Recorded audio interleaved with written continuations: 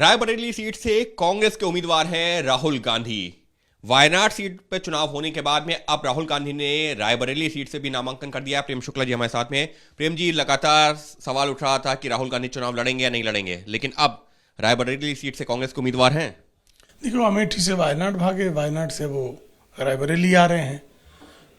राहुल गांधी का सिर्फ इतना ही अंतर आया है कि वो अपने पूज्य पिता श्रीमान राजीव गांधी की सीट से अपने पूज्य दादा फिरोज की सीट पर चले गए हैं।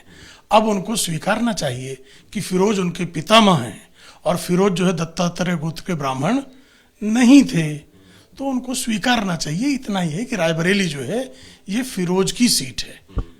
लेकिन लगातार जो चर्चा ये हो रही थी कि उस सीट से हो सकता है प्रियंका गांधी चुनाव लड़ें, लेकिन अंततः जब लिस्ट आई है कांग्रेस की तो राहुल गांधी को प्रत्याशी बनाया गया। कि पूरा परिवार जो है वो जानता है कि कोई जीतना किसी ने नहीं है, तो किसी तरह जो है जिस सीट से श्रीमती सोनिया गांधी स्वयं राजस्थान चली गई, तो उनको पता है कि वहाँ एक विधायक तो चुनवा नहीं पाते, एक सरपंच चुनवाने की स्थिति है नहीं, तो कम से कम जो है कुछ कार्यकर्ताओं का जो है सारे लोगों ने मिलकर तय किया कि कांग्रेस बची है, यह बताने के लिए रायबरेली लड़ रहे हैं। लेकिन अब जो एक जानकारी ये भी आ रही है कि अगर राहुल गांधी जो दोनों सीटों से जीतते हैं चुनाव, वायनाड और रायबरेली से, तो एक सीट खाली करेंगे जहां से प्रियंका गांधी भी चुनाव मैदान में उतर सकती है उपचुनाव में।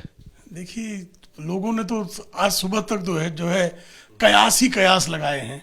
जिनके पास प्रयास नहीं बचता वो कयास में डूबे रहते हैं, तो ये कयासों का क्या उत्तर देना।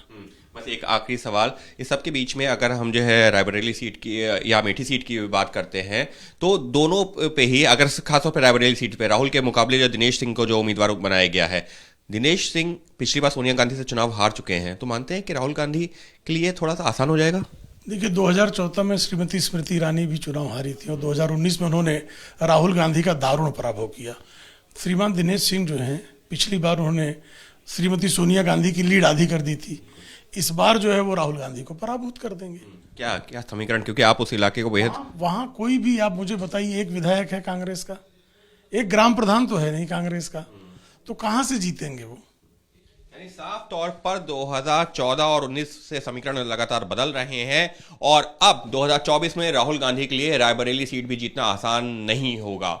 और वो सिर्फ इस वजह से लड़ रहे हैं क्योंकि कार्यकर्ताओं का दबाव था, जिससे कि एक फेस सेविंग की जा सके जनता के बीच में कि कांग्रेस जमीन पर चुनाव लड़ती हुई नजर आ रही है।